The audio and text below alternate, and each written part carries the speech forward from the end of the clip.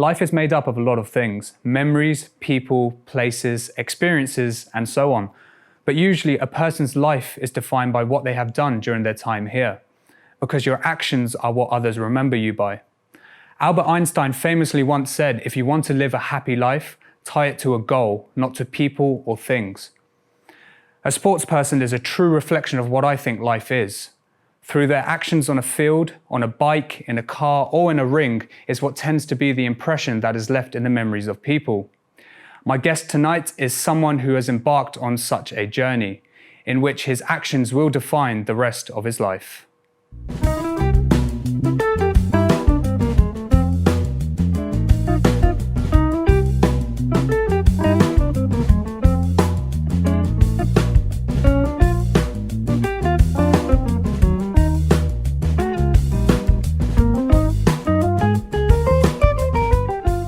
So, first of all, Luther, thanks for coming in.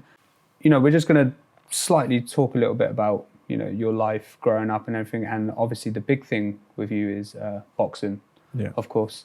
But for me personally now, my parents, my dad has come from abroad and he had to come to this country and he had to adjust and all this sort of stuff, which is not always the easiest thing to do.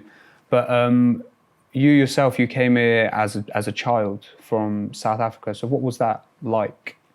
I would say life was pretty easy. It's not until I left and came to England that I realised, life was actually hard. We were struggling, but that's only because I look back and see how my family that's still in South Africa are doing, and I realised, we were going through the same things. But when you're a kid, you're not really aware of what's going on because you're growing up in a similar situation as your neighbours and your other friends. Everyone's going through the same thing, so you might not know you're having hard times until you grow up and you start noticing things. Yeah.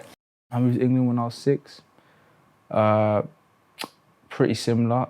The infrastructure in South Africa in terms of education and everyone speaks English anyway. Don't know if you know about apartheid or anything, but English was kind of enforced on South Africans. So transferring over to England wasn't really much of a difference in terms of everything else. So yeah, pretty straightforward. Really. Was everything around you sort of in English over there? So I'm talking about shop signs, the teaching. So everything, everything in terms of signs, shopping, everything was English. We even had similar shopping malls. We even had Primark. We had similar things because a lot of the Western culture was brought into South Africa. So everything was the same, really. Cool. And of course, like you said, you came here at 6, and when you're a kid, obviously you've got that mindset where when you're at home, obviously you're excited and this is you. You're trying to build an identity from a very young age, anyway. And all of a sudden, you dropped into somewhere completely new. And what does that feel like? Honestly, the only thing that was weird was going from being a majority to a minority. As in, obviously you're in Africa, so basically everyone's black, and then you move to England, everyone's white.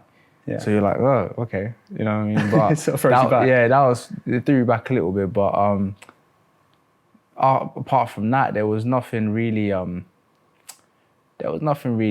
that I can remember that threw me off or anything. One thing I found, being from, of course, an immigrant family, is keeping hold of your roots.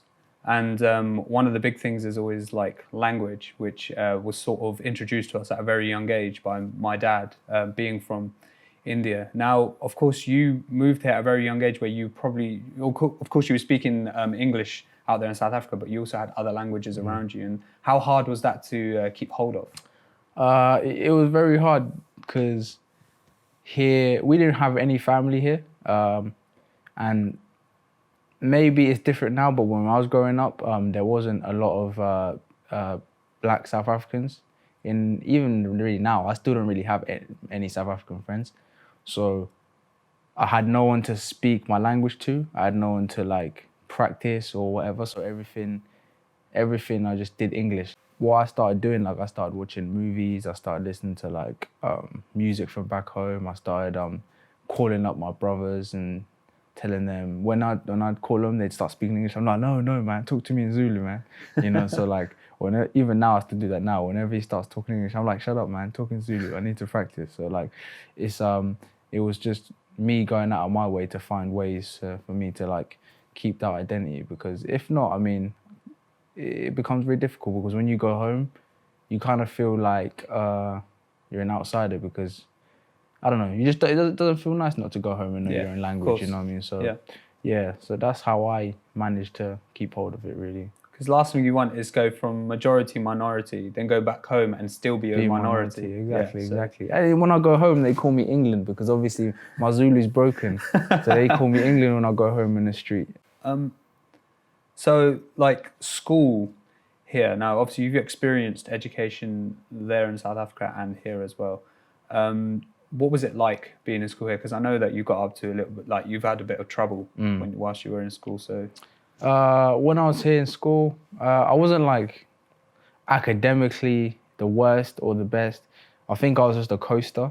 As long as I didn't get F or E, I got a D, a C, I was like, whatever, cool. You know, that's how I was until I got to GCSEs, and I started thinking, oh, it's getting real, you know. So that's when I started taking things seriously. Yeah.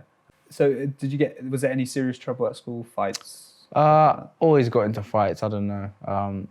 So when I first, even in South Africa, I always getting into fights when I was in England. I think I just like fighting, or I didn't really like backing down or something. I wouldn't like I would go out looking for fights, being a bully or nothing. No, I was always ended up in fights. Would you put that down as like a South African mentality, or was that just the way you are? I don't know, maybe it is a South African thing, you know. There's a lot of good South African boxers out there over the past years, and boxing's big in South Africa, so maybe it goes hand in hand. I don't know. Would you spark that mentality as one of the reasons of you taking boxing as one of your main professions now? The funny thing is with boxing, I didn't start boxing till I was 15, 14. And because where I was always getting into fights at school, a friend of mine who used to go to the local boxing gym, he was like, oh, come down to the gym with me. Actually, first how I started, he took me to his house and he beat me up. And I was like, what? Show me how to do this. So then he took me to the boxing gym the next day. So then that's when I started, and that's when I really got into it. And then when I was in training for about a couple months, my dad was like, oh, I used to box as well. I was like, what? You didn't used to box? Where's this come from? Yeah, innit? And then he showed me some pictures of him in the army, where he used to be in the army boxing team. And I was like, oh. So yeah, somehow it was probably in my blood without me even knowing it, you know, because my dad never told me when I was growing up or anything. It just told me when I started. So yeah, it's quite interesting. You came to university, of course, which is always a huge move for someone to, do, because one, you're taking debts on your head, and two, it's a complete step up from any education you've basically done already. And funny enough, we're in the building where you studied as well. So what was university like for you? Yeah, university was good. It was quite strange how I ended up getting here, because I didn't plan on going to university. Yeah, after I'd finished sixth form and I'd got the grades, which was like C, CB or something, I was wondering about what to do, and then I realised that I wasn't really quite ready to go into work yet. Didn't really know about uni in terms of what I wanted to do or anything really. And then my tutor at the time was like, oh, I've made your UCAS for you, so don't worry about it. I've applied for 3 unis which you can get into. I think one of them was Portsmouth, one of them was Bournemouth, and one of them Southampton. Okay, so all South Coast. Yeah, all South Coast. I ended up choosing Southampton because one of my friends was coming here. Yeah. Actually, 3 of my friends were coming here, 4 of them, but I didn't know about the other 3. I found out when I got here. Mm-hmm. So yeah, I ended up coming to Southampton on a whim. So you said you weren't like that into studying. Well, you wanted to come obviously to uni eventually, but you sort of lost it a bit. Have you ever had that feeling before with something? Yeah, I mean, things happen in life. Like sometimes you get distracted with if you have your own stuff, or things happen just out of your control. So I've been distracted before, even with boxing. And like I said, before I turned professional, I took 2 years out. Yeah. Just because of, just let myself get distracted by other things, you know. So that happens, but, you know, I think whatever decision you make of your life, and you gotta kind of know not to regret, because, you know, things work out the way they're gonna work out. You know, so you gotta kind of accept where you are and what's happened and just go from there. Do you like calling yourself a professional boxer? Not really. I mean, I don't like when people ask me what I do. I just say, "Oh, I box." I don't really like, because it's weird, you know. Professional boxing, it's such a weird sport. Like, it's not like any other sport in terms of how it's governed, organized. For example, with footballers, rugby players, yeah, let's just leave it at that, whatever. So if you're in a football team, let's say you get signed to even a small football team, I don't know, let's say Slough, I don't know. Automatically, you're getting good salary. You're getting salary. Yeah. You're getting probably fighting on TV, or, you know, you're getting a good fan base around you, kind of thing, just because of the way football's set up. You know, it's set up by, I don't know whether it's set up privately or is it by the government, or is it FA, organization? yeah. So there's an organization of it. You know, there's very clear understanding of route and where you're going. With boxing, it's very. With boxing is not owned or governed by anyone. It's like the Wild West, you know, like, it's been hard, and I still wouldn't say, I mean, I know I'm a professional, but as a professional boxer, you feel more like a volunteer, because you're really putting in a lot of time, a lot of hours, and you're not really getting anything back, apart from you see yourself going up in the ratings. But even those ratings, you know, I'm like, in the UK, I'm top 18 right now. In the world, I'm top 260. The guy I'm fighting next is 160, so I'm going quite high in the rankings, and it's for a title. But, you know, the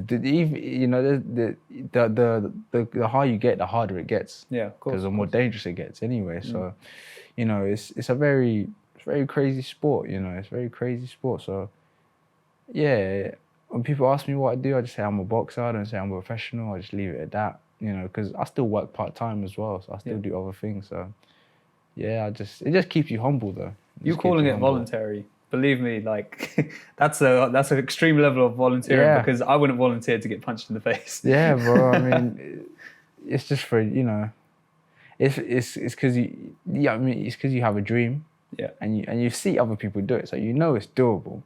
You know, I'm not the first person to come out of nowhere with no major backing and no major amateur history to become a world title. So I'm not the first. You know, so what I'm doing is not unachievable, but it certainly is unrealistic.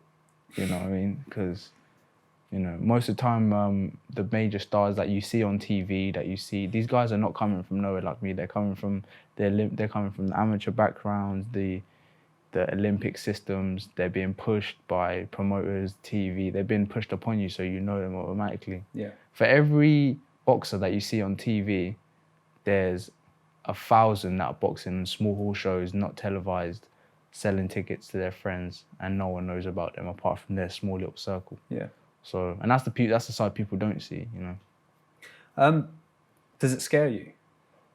Yeah, man. I mean, we're talking the future of your boxing, like getting fame, all that sort of stuff, or just the fact that you keep entering the ring. The only part that scares me, and I think it's the same for most other fighters, is you climb. See where I am now in the rankings.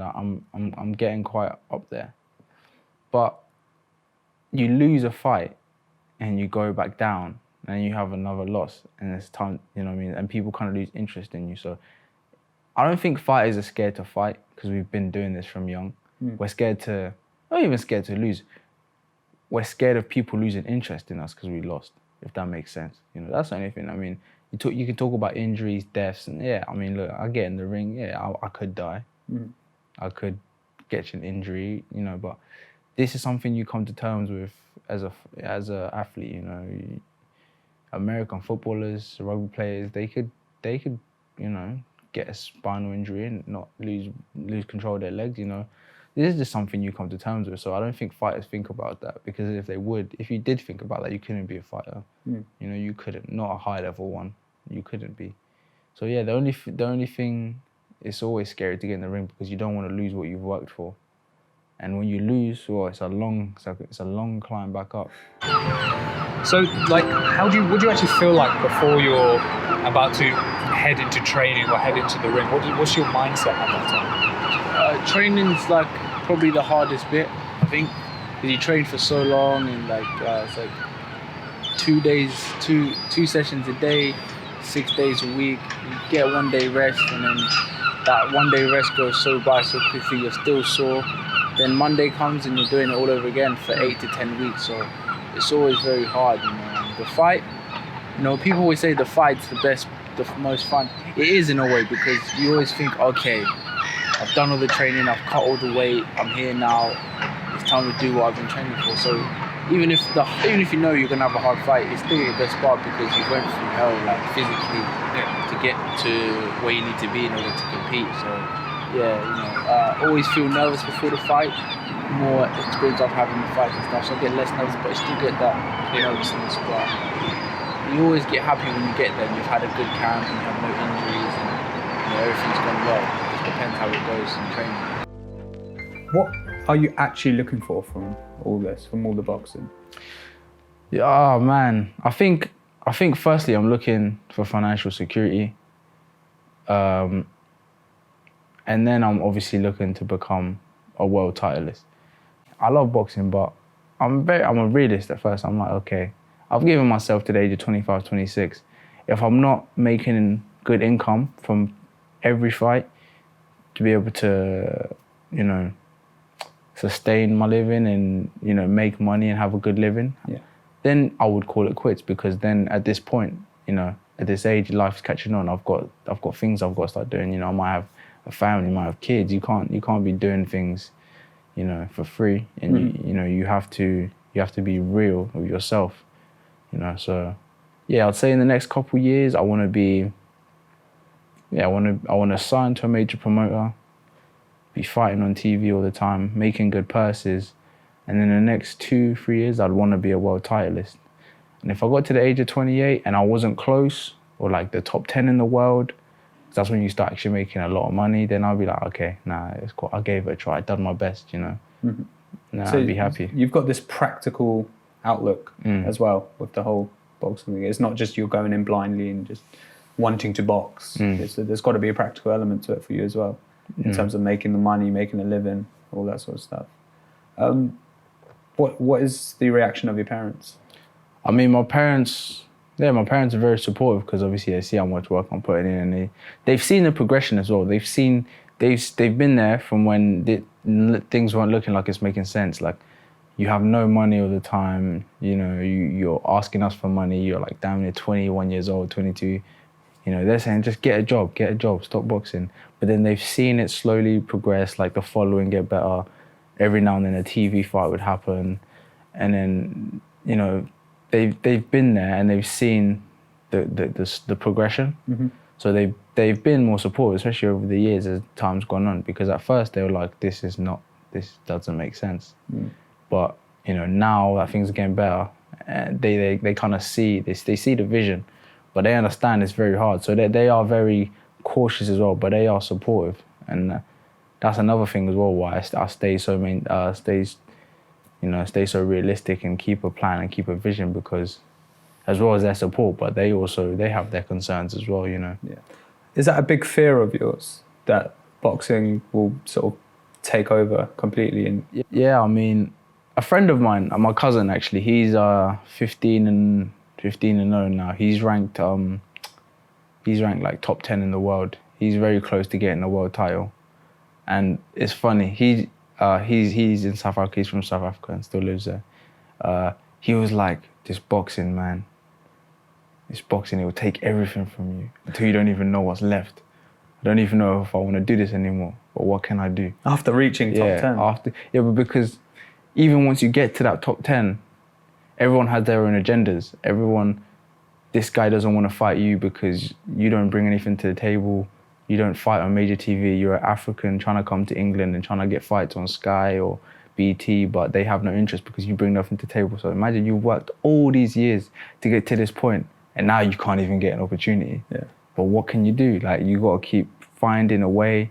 And then you're top 10, but then you're fighting people top 30, and it's doing nothing for you. But the people that are above you, they don't want to fight you because they're trying to fight things. They're trying to improve their life as well. Like, you might have someone that's number 9. He's trying to fight number 5. You know, he ain't trying to fight number 10. Yeah. You know what I mean? Yeah. And anyone that's above him, they don't want to fight you either. Even if they think they can beat you, they don't want to fight you because they don't want to give you a shot. And it's like that. So everyone's trying to elevate themselves. It's very rare that you get, like, even number 1 and number 2, it's very rare that they fight. Because they're trying to fight the people that they know they can beat. Yeah. You know what I mean? They ain't establish trying to, that position of those. Establish that position and keep it. So it's a very, like I said, it's the Wild West. Nothing's ever really straightforward. Only sometimes you actually get the fights that people want to see. Like, you remember Mayweather versus Pacquiao? Yeah. That was meant to happen in 2005. When did we get it? 2013, I think. 6 years too late. We got like a 38 and a 36-year-old fighting when we wanted to see them in their prime. Yeah. But that's how boxing is, because everyone's like, nah, I ain't fighting you yet. I'm going to take some easy touches. Because the thing is, it's very hard for boxing fans to blame boxers, but because I was the same, before I was a boxer, I was a boxing fan. I used to be like, oh, why are these guys always fighting? But then you actually do it yourself and you think, man, you know, it's so hard to get there. Yeah. You got to stay there. It's much harder to stay there than it is to get there, actually, you know. I mean, it's hard getting there. I think it's a lot harder to get there, to stay there once you're at the top, you know. Is it easier now when you're training because you're not studying as well? I mean, I know you're working, but like... I think I find it the same. I kind of find it the same. I've always been doing other things in between, whether it was uni or now I'm working. It's always doing something on the side, you know. Like, I'm not at the level yet where I can just do this on its own without providing for myself other ways. So, yeah, it's been the same, but I enjoy it. I enjoy the training. Did you, a few years ago, 3-4 years ago, think that at 22, 23, you could sort of reach a really high level? My goal was always 25 to be... I feel like 25 is your prime. In different weight divisions, there's... if you look at different weight divisions, there's certain timelines of ages. So heavyweights, normally, if you're a heavyweight, 30, you're still good at 30. You're still good. I think heavyweight, you can be a good high level weight until like 36 because they don't throw as many punches. They have a low output. It's more strategic and power. Do you know what I mean? Whereas the lower weight classes, because they throw like 1,000 punches almost per round upwards, they take a lot of punishment. They have to make weight. It's harder for them to make weight because they're making like such a small weight for a long time and they're growing, so they have a very short lifespan. So like you find that fighters in the lower weight classes, like they kind of die out 28, 28, 27, you know. And then with my weight division, welterweight, it's pretty, most of the time fighters don't reach their peak till 25, and they kind of, their peak is like 30, 31. And then they probably start coming down. Most of them retire like 34, 35. So I'm in a weight division, it's very packed because it's 147, 67 kg. It's like everyone's kind of like around, can make that weight pretty easily. The average height is 5'8" to 5'10" in that weight class. So you basically it's the average height of the male, you know, so it's a very stacked weight class. But also the average age of the champions is like between 28 to 30, you know what I mean? So like you have a lot of time to get to where you need to get to. It just depends on your weight class. If you're in a low weight class, you need to get moving. As well, in the low weight classes, it's not easier, but you can become a champion quicker because there's less people in the weight class. So in my weight class, there's like 2,000 people, 2,000 boxers in the world. Wow. Something like that. But in the low weight classes, there might only be 900, 800. In the UK, for example, in Super Bantam, which is 55, there's only like 20 boxers. In my weight class, there's 180 Okay. in the UK alone. Yeah. So it depends. So in my standing right now, I'm in a good standing. Still improving, still learning a lot. And, you know, still got time to get to where I want to and where I think I should be. So, yeah, just got to see how everything goes. What's coming up for you now then? So, September 19th, I'm over in Italy. I'm making my Matchroom debut on Sky Boxing. And it will also be broadcasted on DAZN, which is a new streaming online platform. So that's going to be broadcasted in Canada, America, all over Europe. In the UK, it'll be on Sky. So yeah, it's a big fight. It's for this is actually the quite exciting part. It's for a WBO junior title. Now what that means is I will be ranked in the top 25 of the WBO organization. So the current WBO holder is Manny Pacquiao. Yeah. So obviously I'll be in that top 25. So that's like a good, like, I can start like fighting people in that top 25 and start ranking my way up. Yeah. Do you know what I mean? That sounds exciting. Exactly. So like, it's like, it's a big thing because once you're in the ratings, top 25, it's kind of like you're on your way to seeing that world title and vision it. So we're weeks away from what you would describe as your biggest fight so far. Yeah. Coming from the 6-year-old who came here from South Africa and now has grown, 17 years later, we're coming up to your first like title fight or your first big fight. And it's also abroad in Italy. How would you describe your journey? Taking everything into consideration. It's just been, you know, like when they say like life is like this. Yeah. That's what it's been. It hasn't really been straightforward because I wasn't like brought into the sport and pushed in a way. I kind of like stumbled my way into it. So I wouldn't say it's been a long journey. Not into relative of other boxers who've been doing this from like the age of 8.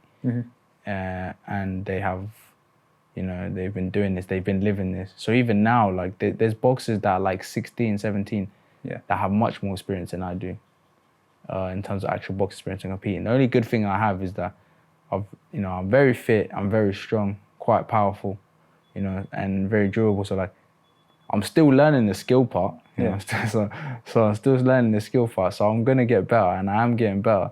But it just shows that if you work hard and you stick with something, no matter how hard it gets, you can get to where you want to or where you need to go. It's just a matter of sticking with it, really, and you know, it's only a matter of time if you're good enough.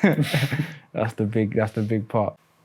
Well, to me, your life is fascinating from where it started and where it is at the moment. And you come across a really humble guy and everything. You've got a great outlook on your future.